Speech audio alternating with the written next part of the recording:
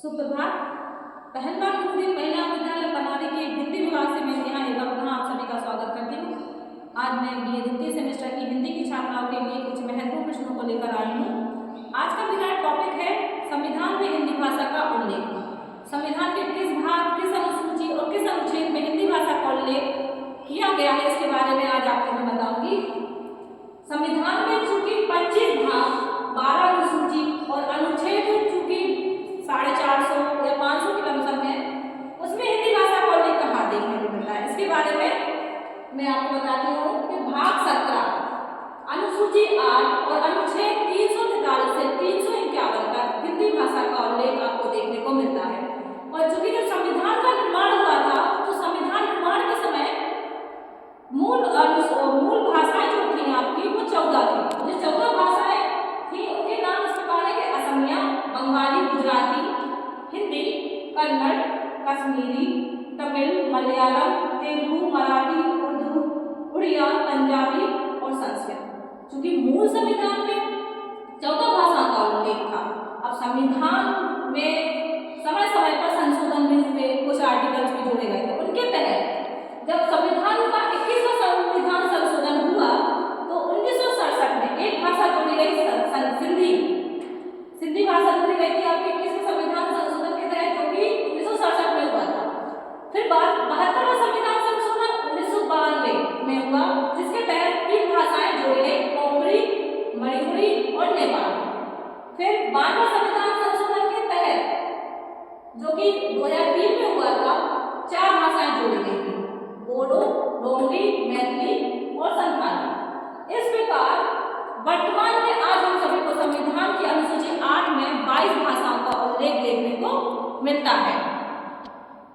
अब आता है कि हिंदी दिवस कब मनाते हैं। हिंदी दिवस 14 सितंबर को प्रतिवर्ष मनाया जाता है। इसका निर्णय संविधान निर्माणकर्ताओं ने 14 सितंबर 1949 को लिया था। इसलिए प्रतिवर्ष 14 सितंबर को हम सभी हिंदी दिवस मनाते हैं।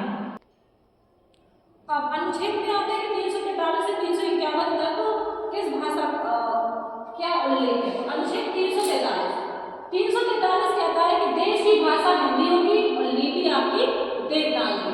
फिर आता है आपका अनुच्छेद 344 अनुच्छेद राजभाषा आयोग का गठन है। राजभाषा आयोग का गठन राष्ट्रपति के द्वारा किया जाता है।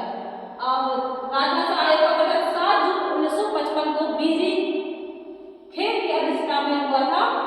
इसमें आयोग की समीक्षा प्रतिवर्ष 5 वर्ष बाद राष्ट्रपति करेगा और संसद द्वारा आयोग की समीक्षा प्रतिवर्ष 10 वर्ष बाद होगी। फिर 345 अनुच्छेद 345 में प्रदेश को अपनी प्रादेशिक भाषा चुनने का अधिकार दिया गया है। फिर अनुच्छेद 346 में आते हैं, इसमें एक राज्य का दूसरे राज्य के साथ पत्राचार के लिए किस भाषा का प्रयोग किया जाएगा, इसका उल्लेख देखने को मिलता है। अनुच्छेद 343 को अगर सामान्य बोलचाल की भाषा में हम कह सकते हैं जनता की भाषा, क्योंकि जनता किस भाषा को बोलने में सहज है, वहाँ किस भाषा को अधिकतर लोग बोलते हैं, इसकी मान्यता राष्ट्रपति में 347 के तहत देता है। फिर अनुच्छेद 348 और 349 इसको सुप्रीम कोर्ट और हाई कोर्ट की भाषा कह सकते हैं, क्योंकि अनुच्छेद 348 और 349 में उल्लेख किया गया है कि सुप्रीम कोर्ट हो चाहे आपका हाई कोर्ट, यहाँ आपकी सभी कार्यवाही अंग्रेजी भाषा में ही होंगी।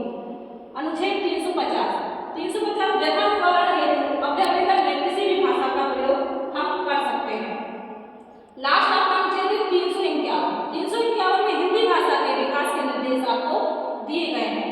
इसी प्रकार आप 343 से 351 तक हिंदी भाषा का उल्लेख देख सकते हैं।